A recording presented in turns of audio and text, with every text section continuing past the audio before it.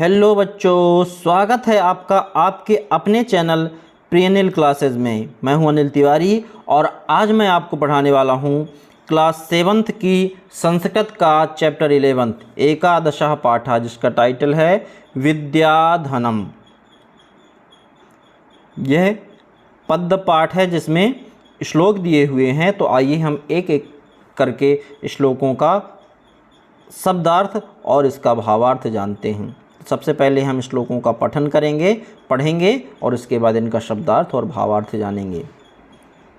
सबसे पहला श्लोक है, न चौरहार्यम न च राजहार्यम न भ्रातृभाज्यम न च भारकारी व्यये कृते वर्धत एव नित्यं विद्याधनं सर्वधन प्रधानम। न चौरहार्यम, न चोरों के द्वारा चुराया जाएगा या चुराने के योग्य है। न च राजहार्यम, न राजा के द्वारा छीनने योग्य है। न भ्रातृभाज्यम, न भाइयों के द्वारा बांटने योग्य है। न च भारकारी, न भार को बढ़ाने वाला, बोझ को बढ़ाने वाला है। व्यये कृते वर्धत एव नित्यम, व्यये कृते यानी व्यय करने से, खर्च करने से, वर्धत एव नित्यम बढ़ता जाता है हमेशा। विद्याधनम सर्वधनम प्रधानम, जो विद्या रूपी धन है यह सभी धनों में प्रधान है। न चौरहार्यम न च राजहार्यम न भ्रातृभाज्यम न च भारकारी व्यये कृते वर्धत एव नित्यम विद्याधनम सर्वधनम प्रधानम। अर्थात न चोरों के द्वारा चुराने के योग्य है, न राजा के द्वारा छीनने योग्य है, न भाइयों के द्वारा बांटने योग्य है, न ही भार को, बोझ को बढ़ाने वाली है। हमेशा खर्च करने पर बढ़ता ही रहता है। इसलिए विद्या का जो रूप, यह जो विद्या रूपी धन है ये सभी धनों में प्रधान है, सर्वोत्तम है, सभी में उत्तम है। आइए अब दूसरा श्लोक देखते हैं।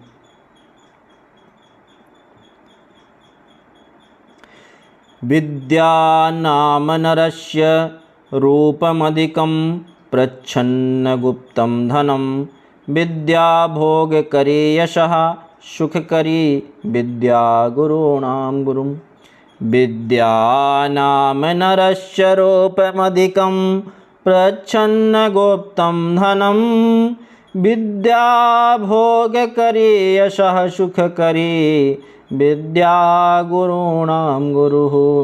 विद्या बन्धुजनो विदेशगमने विद्या परा देवता विद्या राजसु पूज्यते न हि धनं विद्या विहीनः पशुः।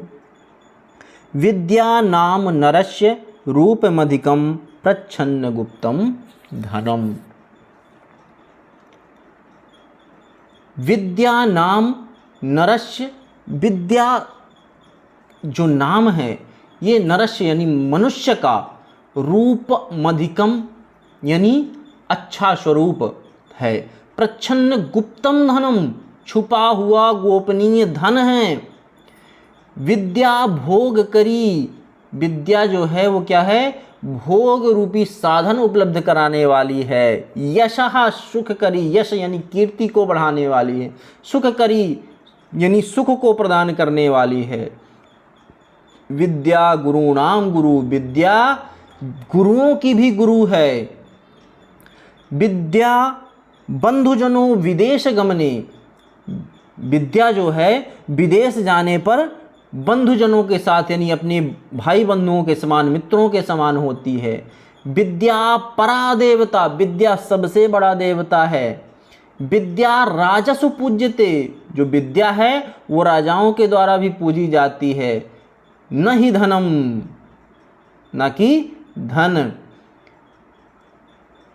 विद्या विहीनः पशुः, जिसके पास विद्या नहीं है, जो विद्या से विहीन है वो कैसा है, पशु है, अर्थात जानवर है।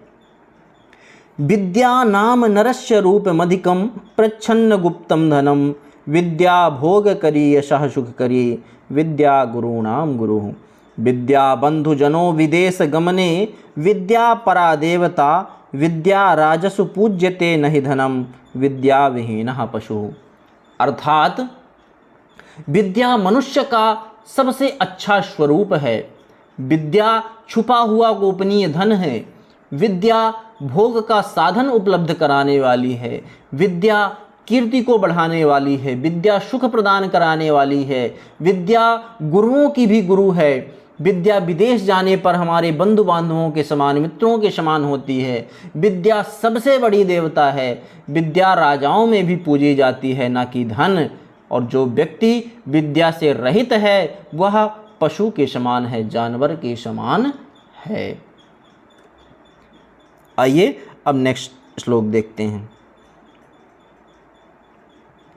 केयूरा न विभूषयन्ति पुरुषं हारा न चंद्रोज्ज्वला न स्नानं न विलेपनं न कुसुमं नालंकृता मूर्धजा वाण्येकाशमलंकरोति पुरुषं या संस्कृता धार्यते क्षीयन्तेऽखिलभूषणानि सततं वाग्भूषणं भूषणम्। केयूराः न विभूषयन्ति पुरुषं हारा न चंद्रोज्ज्वला। केयूराः, केयूरा कहलाते हैं, केयूर कहलाते हैं बाजूबंद जो भुजाओं में पहने जाते हैं। केयूराः न विभूषयन्ति यानी पुरुषम, केयूरा न विभूषयन्ति पुरुषम यानी जो बाजूबंद हैं वो मनुष्य को सुशोभित नहीं करते हैं। हारा न चंद्रोज्ज्वला, न चंद्रमा के समान चमकदार हार ही मनुष्य को विभूषित करते हैं। न स्नानम न विलेपनम न कुसुमम न अलंकृता मूर्धजा। न स्नान न विलेप यानी चंदन केसर इत्यादि का लेपन, न अपने बालों में कुसुम यानी फूल लगाए हुए, चोटी में सजाए हुए फूल ही सुशोभित करते हैं। वाण्येकाशमलंकरोति पुरुषम, मनुष्य को एकमात्र वाणी ही सुशोभित करती है। या संस्कृता धार्यते, कौन सी वाणी? जिसमें संस्कार होते हैं, जो संस्कार को धारण करती है, ऐसी वाणी।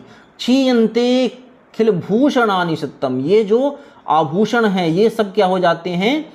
क्षीण हो जाते हैं, नष्ट हो जाते हैं। लेकिन सततम वागभूषणम भूषणम यानी जो वाणी रूपी आभूषण है वह हमेशा बना रहता है, वह कभी भी नष्ट नहीं होता है। केयूराः न विभूषयन्ति पुरुषं हारा न चंद्रोज्ज्वला न स्नानं न विलेपनं न कुसुमं नालंकृता मूर्धजा वाण्येका समलंकरोति पुरुषं या संस्कृता धार्यते क्षीयन्ते खिलभूषणानि सत्तम वाग्भूषणम भूषणम।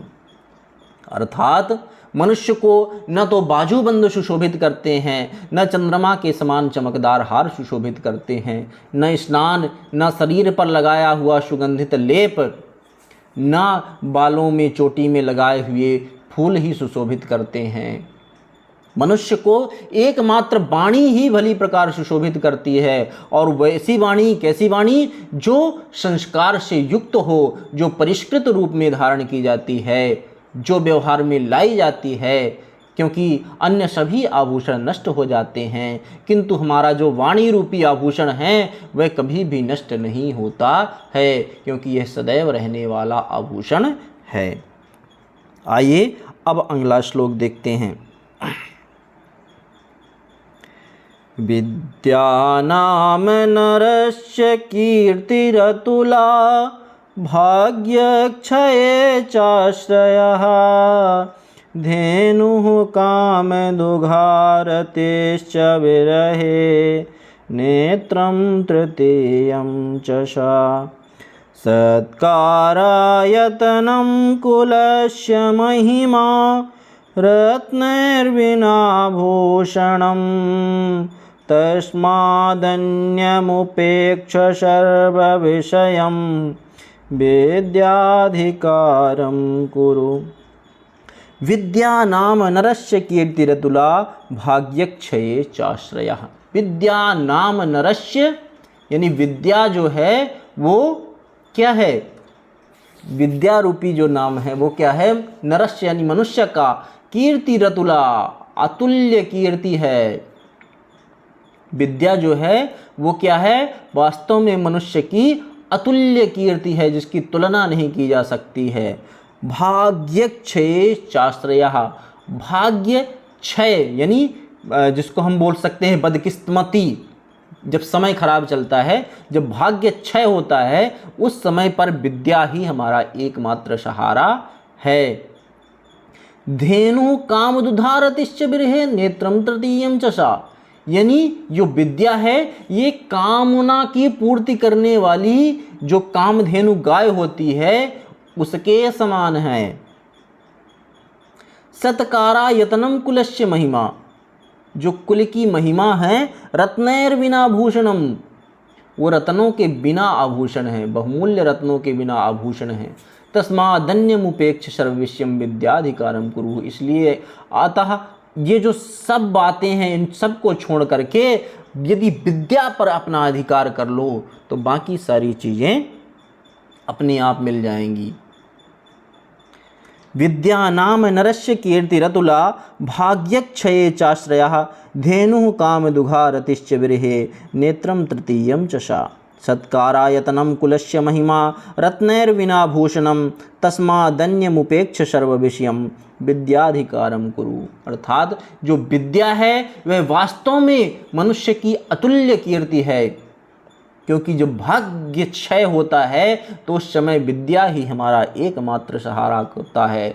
विद्या कामना की पूर्ति करने वाली कामधेनु गाय के समान होती है, जिससे जब भी हम इच्छा करें, जिस चीज़ की इच्छा करें, कामना करें, वो कामना करते ही हमारे सामने प्रकट हो जाती है। जो विद्या है वह कुल की महिमा है, वह रत्नों के बिना आभूषण हैं, बहुमूल्य आभूषण है। अतः अन्य सभी बातों को छोड़ करके हमें चाहिए कि हम विद्या पर अपना प्रभुत्व कर लें, विद्या पर अपना अधिकार कर लें। तो बच्चों, इस तरह से इस पाठ के शब्दार्थ और भावार्थ समाप्त होते हैं। तो आपको यह पाठ कैसा लगा, कृपया हमें कमेंट बॉक्स में कमेंट करके ज़रूर बताएं। और यदि आपने अभी तक हमारे चैनल को सब्सक्राइब नहीं किया है या हमारे चैनल में पहली बार आए हैं तो चैनल को सब्सक्राइब कर लीजिए, बेल आइकन को हिट कर लीजिए ताकि हमारे आने वाले वीडियो के नोटिफिकेशन आप तक पहुंचते रहें। और यदि आपको हमारे वीडियो पसंद आए हैं तो लाइक करें और ज़्यादा से ज़्यादा शेयर करें। बहुत बहुत धन्यवाद। जय हिंद।